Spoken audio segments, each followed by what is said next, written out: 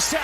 And they've got him again. Chargers have swept the Chiefs for the first time since 2013. We got to be more consistent as a team. I got to be more consistent at quarterback. In 2025, Patrick Mahomes missed the playoffs, tore up his knee, and got left for dead. Now Kansas City has a new running back, an old offensive coordinator, a rebuilt defense, and no more excuses. The dynasty everyone feared is gone.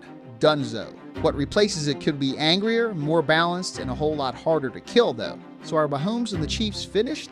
Or are they about to make the NFL regret burying them? Dominate every single opportunity. Fly around, play for each other, and let's find a way. Let's go, Chiefs on 3, 1, 2, 3. Mahomes, end zone, caught by Kelce. Touchdown. Patrick Mahomes spent 8 years making the impossible feel routine. Now, one bad season and a rebuilt knee have people talking like the run is over. Kansas City missed the playoffs in 2025. Mahomes tore his ACL and LCL week 15, and one national quarterback ranking has already dropped him to number 4 behind Matthew Stafford, Josh Allen, and Justin Herbert. Apparently, 3 rings buy you about 8 months of patience. That's how quickly the NFL moves on. The dude has 3 rings, 2 MVPs, and more postseason damage on his resume than most franchises have produced in 30 years. But none of that answers the question facing Kansas City right now. What does Mahomes look like after the injury? So far, he isn't interested in playing scared. He's participating fully in camp, working without restrictions, and the Chiefs are already calling design quarterback runs. Andy Reid isn't rebuilding an offense around a quarterback trapped inside the pocket. Kansas City plans to let Mahomes move in 2026, and the first test is a nasty one. Week 1 brings Denver, the team that took over the AFC West, to town. That game won't answer everything, but it'll tell us plenty. Can Mahomes still create when the play breaks down? Did Kansas City finally build an offense that won't require him to rescue every down? And can a rebuilt defense survive without the corners that helped hold the dynasty together? Hit subscribe and keep it locked in on Snap Count, because Kansas City's road back starts with number 15 trying to remind the entire league who the hell he is. Prime time, baby. We in the Big Apple. Let's go play.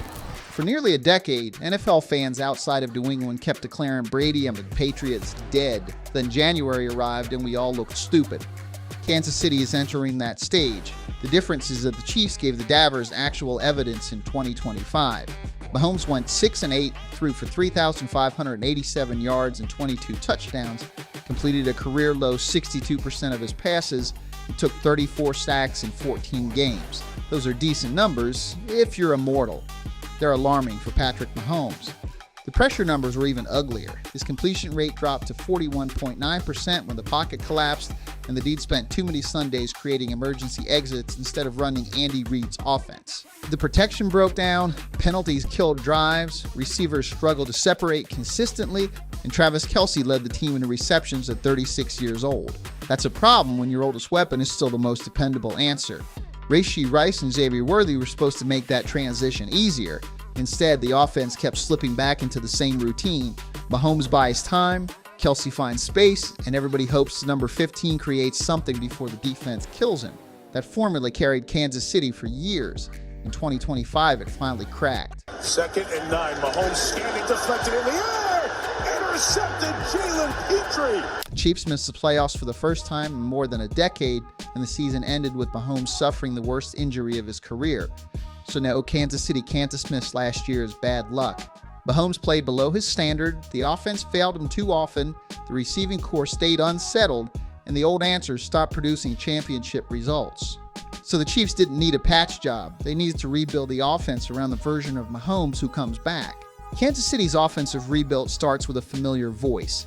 Eric Bieniemy is back as offensive coordinator. During his previous run with the Chiefs, the offense averaged 30.1 points a game and regularly treated Sundays like a track meet. Bieniemy knows Mahomes and Andy Reid, so he understands exactly how demanding this offense has to be if Kansas City wants to climb back over Denver, Buffalo, New England, and the rest of the AFC. But his return has already come with an unusual complication. Bieniemy has been away from training camp while dealing with a family emergency in Virginia, leaving passing game coordinator Joe Blameyer and the rest of the staff to handle the daily installation. Hopefully he's back by the time you're watching this, but Bieniemy didn't completely disappear anyway. He stayed involved remotely, sending notes, calling into meetings, and bringing the same blunt accountability Kansas City lacked during a sloppy, heavily penalized 2025 season. The bigger change is standing behind Mahomes. Kenneth Walker going to the Kansas City Chiefs. He obviously was going to be moving on. The Chiefs have had a need in the backfield. Kenneth Walker III gives Kansas City a legitimate feature back and something this offense desperately needs.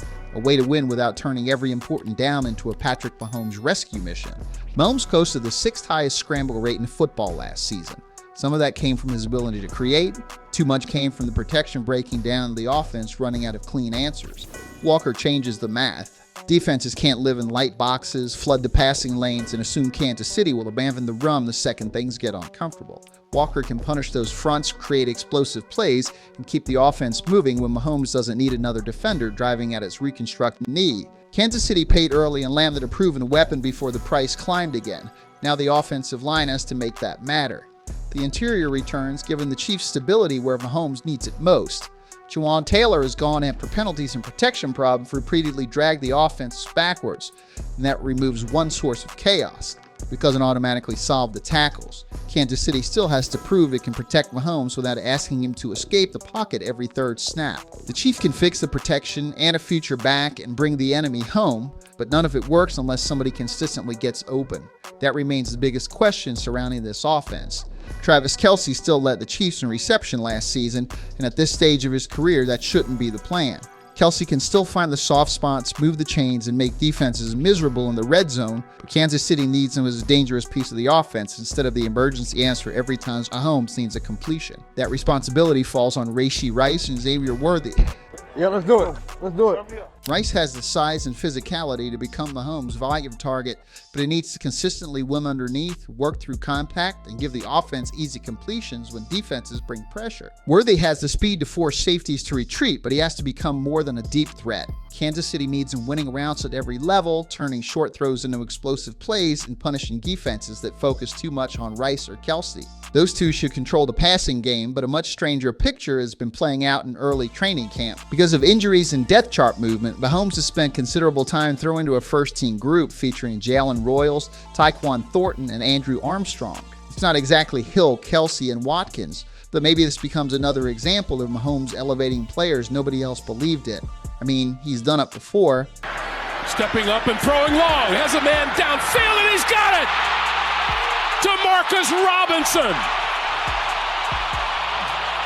backs his way into the end zone for the touchdown. But Kansas City has spent too many recent seasons assuming number 15 to turn any receiver room into a championship offense. Last year showed the limit of that confidence. When protection failed and the routes didn't open, Mahomes had to buy time until Kelce found space or somebody finally broke free. The Chiefs can't keep building their passing game around improvisation.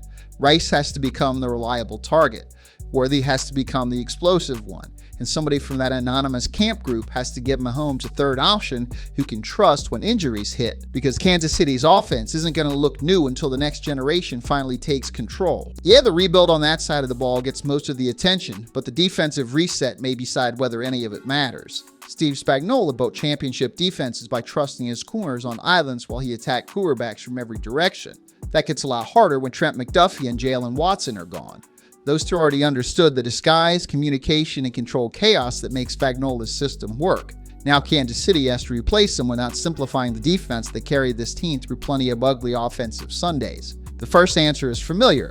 L'Jarius Sneed is back, and he knows the system, plays with an edge, and gives Kansas City a veteran corner who won't panic when Spagnuolo leaves him alone outside. Kader Kohu adds experience, and Alohi Gilman brings another veteran presence to the back end, but the future of this secondary is Mansour Delane. With the 6th pick in the 2026 NFL Draft, the Kansas City Chiefs select Mansour Delane. Kansas City traded up and used the 6th overall pick on a corner because it doesn't have time to wait for one to develop. Delane earned unanimous All-American honors, allowed 0 touchdowns during his final college season, and held opposing quarterbacks to a 37.1% completion rate when they tested him. That's grown man production. And he learned under Corey Raymond, the same defensive backs coach who helped develop players like Derek Stingley Jr. and Jamal Adams. The pedigree is there. Now Delane has to prove it immediately. Spagnuolo's defense has corners to survive without constant safety help. That means one rookie mistake to become 6 points before the rest of the defense has time to react. The pressure up front has to make his life easier. Chris Jones remains the foundation because he can wreck protection plans from the middle force quarterbacks off their spot, and create opportunities for everyone around them. George Karlaftis gives Kansas City another proven rusher, but after that, the questions get uncomfortable. Felix Anudike-Uzomah is still coming back from the season-ending hamstring injury that wiped out his 2025 campaign, and that puts immediate pressure on second-round rookie Mason Thomas. The Chiefs need somebody besides Jones and Karlaftis to win one-on-one and finish plays, because Spagnuolo can manufacture pressure, but he can't manufacture pass rushers forever. If the front gets home, Delay and the rebuilt secondary have a chance to settle in. If quarterbacks get time, every lost corner becomes impossible to ignore. Kansas City still has the coach and star power to field a dangerous defense. This version depends on rookie becoming dependable before the AFC starts hunting them. Keep going 2-3, keep going 2-3. Oh, you're gonna leave me hanging. Turn me out! Kansas City's biggest mistake will be trying to recreate a team that no longer exists. The old Chiefs could survive man protection, inconsistent receivers, and long stretches without a running game because Mahomes could turn chaos into points. That margin disappeared in 2025. Now the question is whether Kansas City learned anything from it. This version has to win differently. It has to stay on schedule, avoid the penalties that bury drives, create easier throws, and stop treating every close game like another Mahomes magic act. The defense has to survive without the same collection of proven corners. The young receivers have to become dependable before Kelce reaches the finish line, and Mahomes has to accept that extending every broken play may no longer be the smartest way to carry this team. No, that means the dynasty is dead. It means the next championship won't look like the last one. Kansas City enters 2026 without the aura of an automatic contender. That may be exactly what this team needed. No defending a crown, no pretending the same formula still works. The Chiefs aren't defending history anymore, they're trying to avoid becoming it. So are Patrick Mahomes and the Kansas City Chiefs back? Probably not the version we remember, but a more balanced, disciplined, and seriously pissed off version may be dangerous enough. So drop your prediction in the comments, hit subscribe, and keep it locked in on SnapCal as Chiefs try to rebuild the second act of the Mahomes era. And we'll see you in the next one.